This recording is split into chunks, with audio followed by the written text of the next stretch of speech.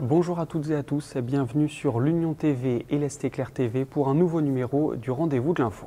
Notre série sur ces hommes et ces femmes qui ont marqué l'année 2021 se poursuit. Aujourd'hui, rencontre avec Hélène Jacon. Cette Rémoise atteinte de myopathie a inventé un porte-téléphone pour fauteuil roulant. Interview à retrouver dans quelques minutes. On ira également dans l'Aube à Rosières-près-Troyes où un habitant a décoré son jardin pour Noël de manière assez exceptionnelle. Mais tout de suite, voici un résumé complet de l'actualité.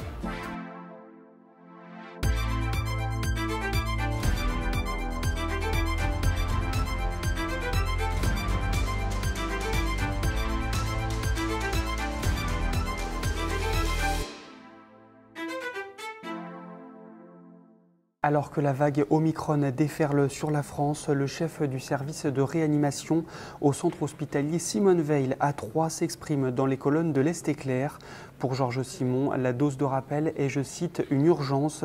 Toutes les précisions sur la situation dans l'Aube dans votre édition de vendredi. Dans la Marne, l'Aisne et les Ardennes, les contaminations continuent d'augmenter. Mardi soir, à Mondrepuis, près d'Hirson, un individu a eu une altercation avec un autre homme. Il aurait frappé ce dernier avec la crosse d'un fusil avant de tirer dans sa direction alors qu'il s'éloignait en voiture. Mercredi, le suspect était retranché chez lui. Il a été interpellé par des hommes du GIGN et des négociateurs. Ce jeudi, un homme de 67 ans est décédé dans les vignes du petit village de Vitry en Perthois dans la Marne. Il a fait un malaise au volant de son tracteur enjambeur.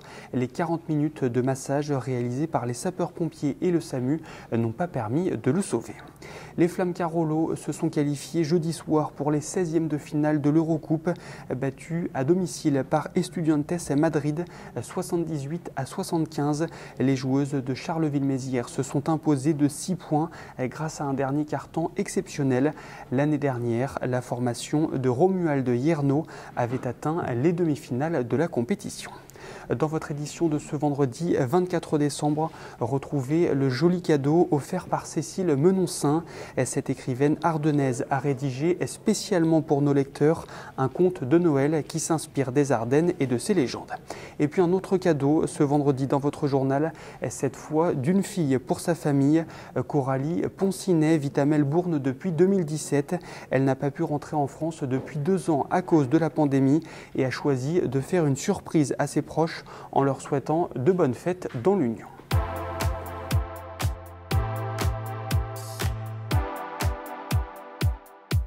Avant-dernier épisode de notre série sur les personnalités marquantes de l'année 2021 dans nos départements. Aujourd'hui, rencontre avec Hélène Jacon, atteinte de myopathie. Cette Rémoise de 48 ans a inventé un porte-téléphone pour fauteuil roulant.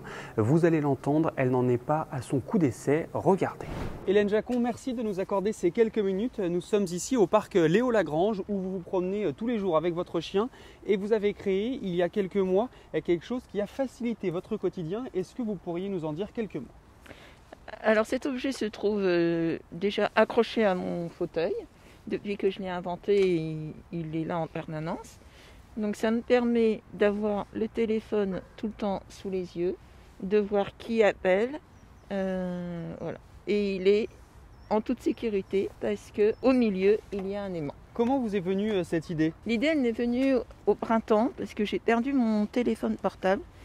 Normalement, il est tout le temps accroché par un mousqueton et ce jour-là, j'ai oublié de le faire. Il est tombé à l'entrée du parc sans que j'en aperçoive. Et donc ensuite, qu'est-ce que vous vous êtes dit? Racontez-nous un petit peu la démarche qui vous est venue et qui vous a amené à cette invention. En fait, déjà, je ne voulais plus le perdre parce que ce téléphone, il est très important pour moi, étant donné que j'ai la domotique également installée dessus. Et comment m'est venue l'idée? Je m'étais acheté peu de temps avant une imprimante 3D et je commençais un peu à voir quelles étaient les possibilités de cette machine, et notamment de faire des objets vraiment sur mesure.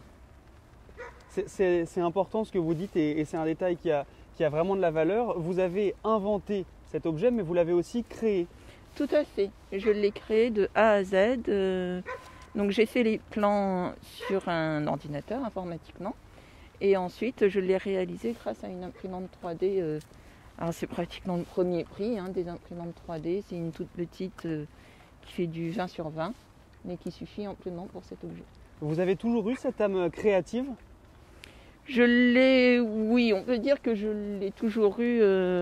Initialement, c'était avec le tissu parce que je couds moi-même la plupart de mes vêtements pour qu'ils répondent au plus près de mes besoins. Autre aspect important que je voulais évoquer avec vous, vous nous le disiez, en fait ce téléphone, il vous suit tout le temps parce qu'il ne vous sert pas que à téléphoner, c'est bien ça? Non, en fait, j'ai de la domotique chez moi qui me permet de gérer les volets, les lumières.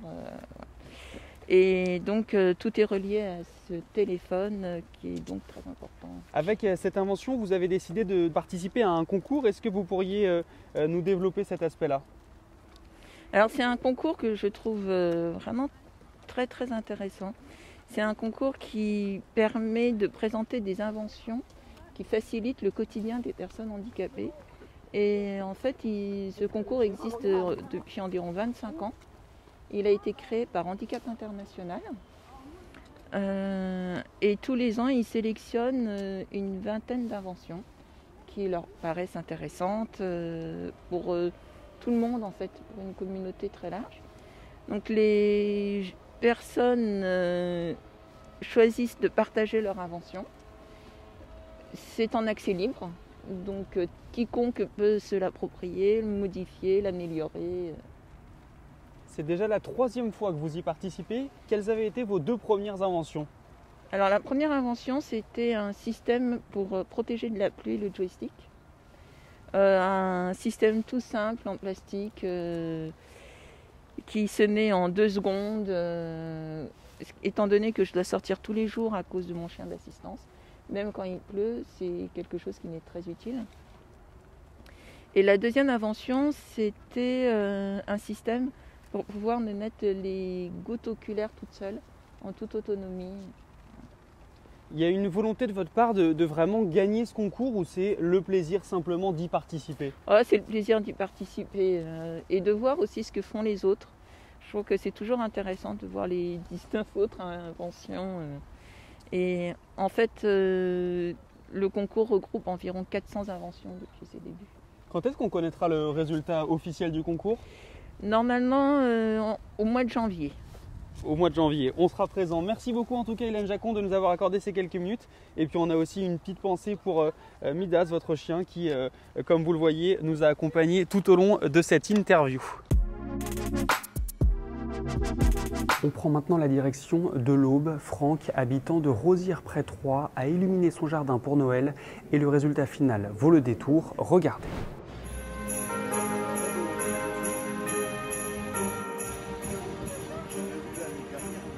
Cette année, le thème, c'est blanc chaud, blanc froid. On est à peu près sur entre 2000 et 2500 mètres de câbles. Il y a une trentaine de motifs sur le poulailler, le renne, suspendu en hauteur également. Il y a à peu près 2 week-ends entiers de travail. J'avais déjà le code couleur en tête. Après, j'ai fait un plan sur une tablette. Et après, il a fallu faire les achats. Et selon ce que j'ai pu avoir comme structure, j'ai fait en fonction.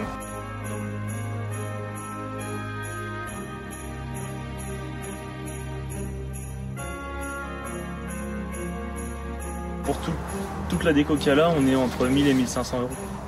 Après, moi j'adore ça, donc c'est des économies que je fais aussi sur plusieurs années. C'est de l'argent que je mets de côté spécialement pour ça. J'aime le plus, c'est le soir, il y a entre 15 et 20 voitures qui s'arrêtent.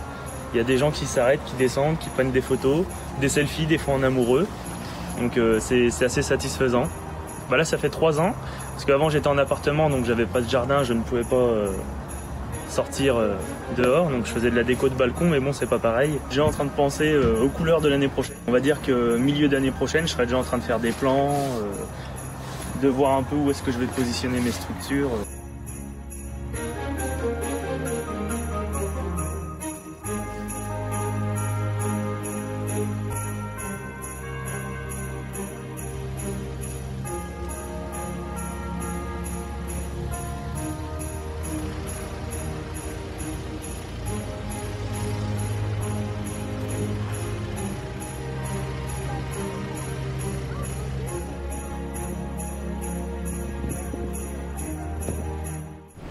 c'est la fin de cette édition. Je vous retrouve ce vendredi à partir de 18 h pour un nouveau numéro du Rendez-vous de l'info. Et d'ici là, l'actualité se poursuit sur le site de l'Union et celui de l'Est Éclair.